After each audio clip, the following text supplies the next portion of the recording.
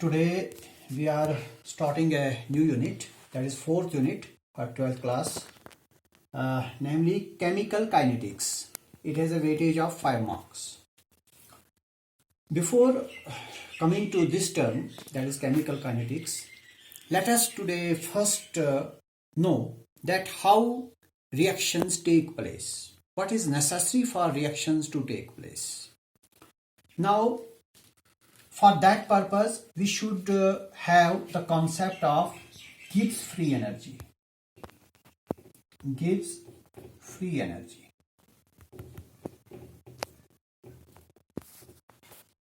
It is represented by capital G, after the name of the scientist who gave this concept. Gibbs free energy of a system is defined as the energy which is available for doing useful work. That means every system has certain amount of energy which can be converted into work. That energy of that system that can be converted into useful work, into work, that is known as Gibbs free energy. So when a reaction takes place, there is change in Gibbs free energy.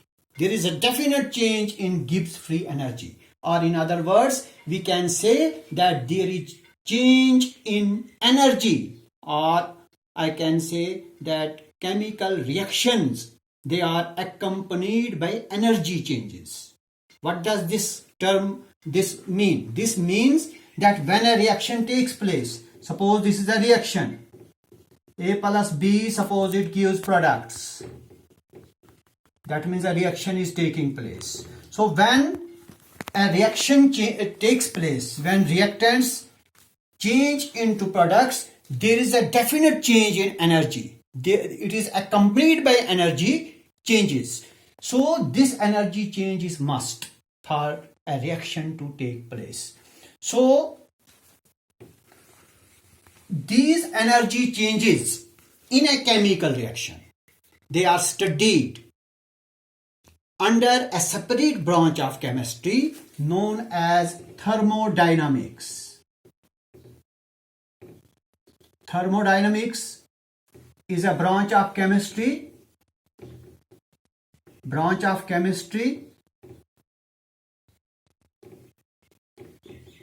that deals with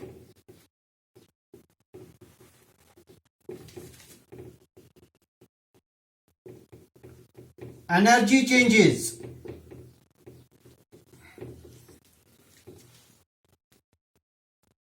accompanied by chemical reactions. When we take the concept of chemical energy, then this thermodynamics is also known as chemical thermodynamics. So chemical thermodynamics is a branch of chemistry that deals with the energy changes accompanied by chemical reactions. So what we conclude from this?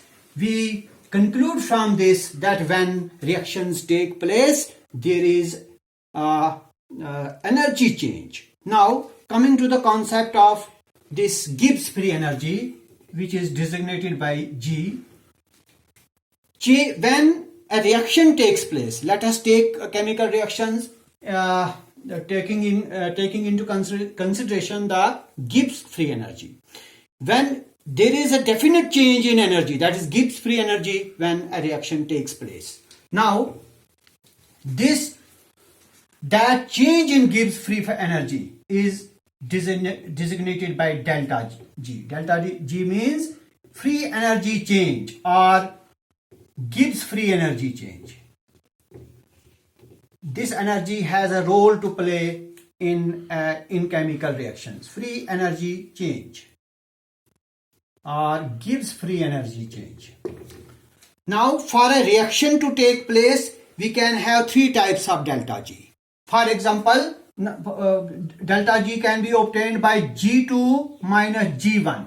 That is final Gibbs free energy minus initial Gibbs free energy. This gives you delta G. Now this delta G can be negative, this delta G can be positive, and this delta G can be 0. That is, gives free energy change. It can be negative, it can be positive, and it can be 0 as well. Now what does these imply? If delta G is negative, please remember, whenever delta G is negative, reaction can take place quite easily. Reaction takes place. There is every possibility of a reaction to take place when delta G is negative. So now the question is, when delta G is negative? Delta G is negative when your G1 is greater than G2. Then delta G will be negative. But sometimes delta G can be positive. And when delta G is positive, that means at that very moment, G2 will be greater than G1. At that very moment, on those occasions, reactions do not take place. So when delta G is negative, rather positive, no reaction can take place. Such a reaction does not take place. And if delta G is 0, the question is, what happens then? Then the reaction is in the state of equilibrium. So a reaction is in the state of equilibrium when delta G is 0.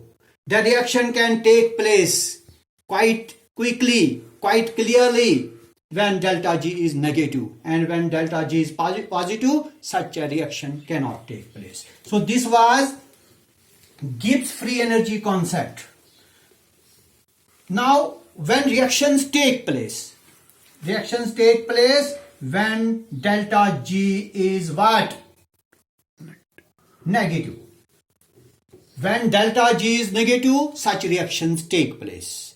Now the reactions which take place, we can take into consideration their speeds now, their rates.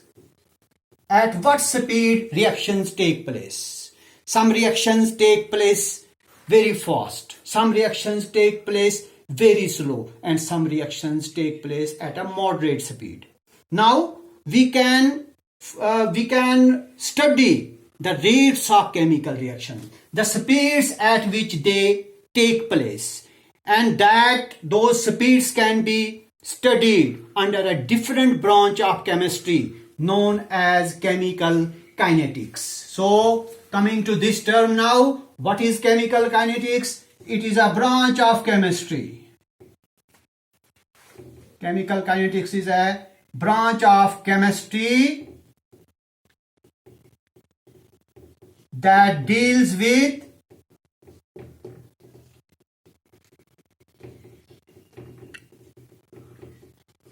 the rate of reactions or the speed at which they take place. Here chemical means chemical reactions and kinetics means rates or movement or rates. So this is the definition of chemical kinetics. Now since some reactions take place very fast, some slow, and some at a moderate rate, we can classify reactions into three types on the basis of their rates of reactions. Those three types are, first type among those reactions is, so we are classifying chemical reactions on the basis of their what?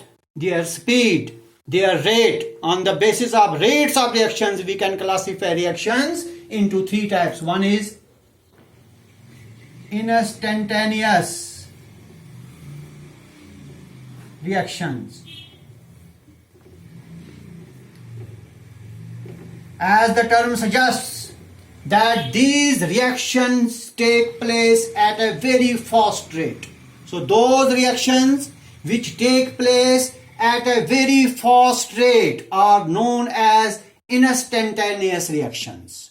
These reactions take place as soon as reactants are combined. As soon as reactants are combined, they form products within no time. Within no time, that is within a very short span of time. Such reactions are known as instantaneous reaction. For example, I can take an example of silver nitrate in aqueous solution, sodium chloride in aqueous solution,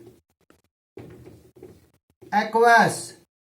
They immediately form silver chloride precipitates, white precipitates plus sodium plus nitrate ion. This reaction is an example of instantaneous reaction, and these reactions are so fast, they take place so quickly that it is not possible to find their rate. We can't determine their rate of reactions. However, new techniques have up to some extent made it possible to determine their rates. For example, we have a technique known as laser technique. This technique has to a certain extent helped us to determine the rates of instantaneous reaction. So we have this type of reactions, instantaneous. These are those reactions which take place at a very fast rate. Then we have second type of chemical reactions known as extremely slow reactions. Extremely slow. As the term itself suggests, that these reactions are very slow. They have very slow rates of reactions. They take years to take place. They take months to take place. They may take millions of years to take place. Such reactions are known as extremely slow reaction. For example, I can give you an example: fermentation of sugar. Fermentation of sugar.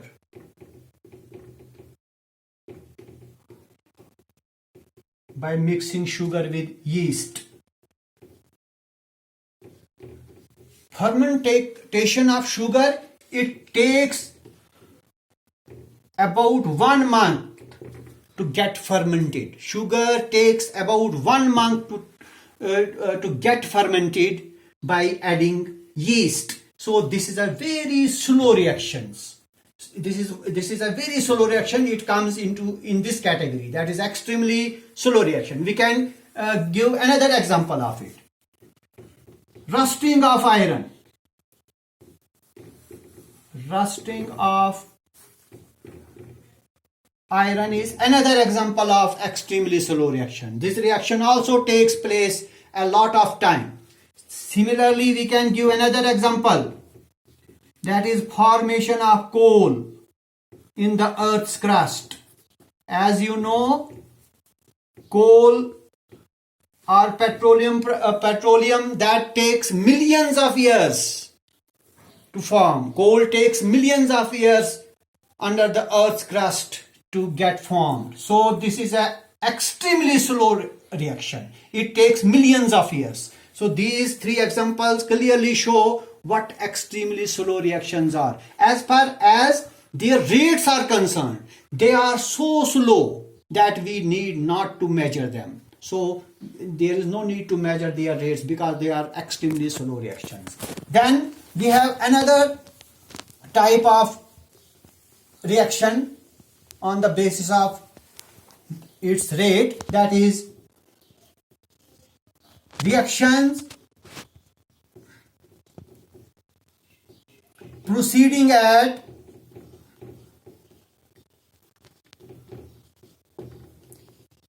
measurable speed.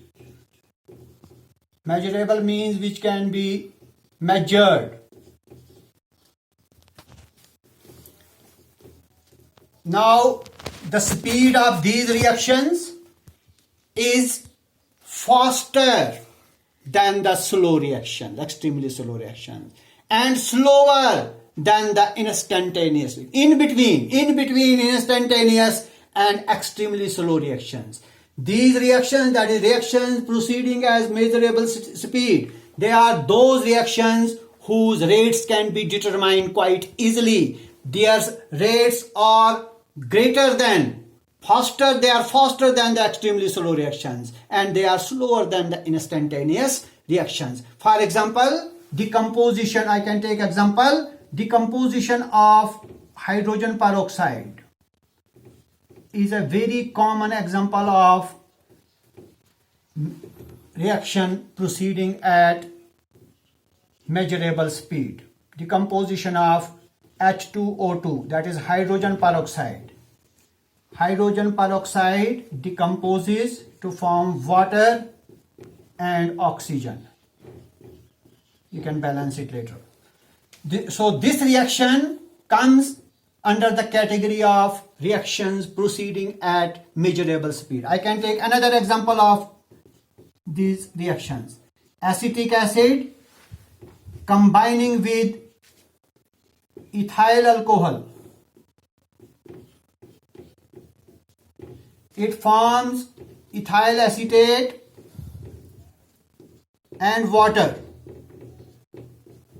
This is another example of reaction proceeding at a measurable speed. Let us give one more example. Ammonia plus oxygen, that is oxidation of ammonia. This is an example of reaction proceeding at measurable speed. It forms NO plus water.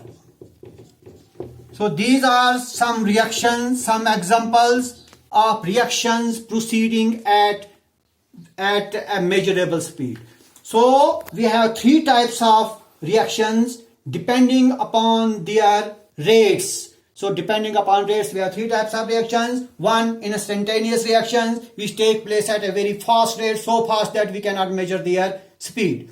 Then we have extremely slow reactions. Their speeds are so slow that we need not to measure those speeds. And finally, we have reactions proceeding at measurable speed. Today we will end here. Tomorrow we will be moving to next topic. Thank you.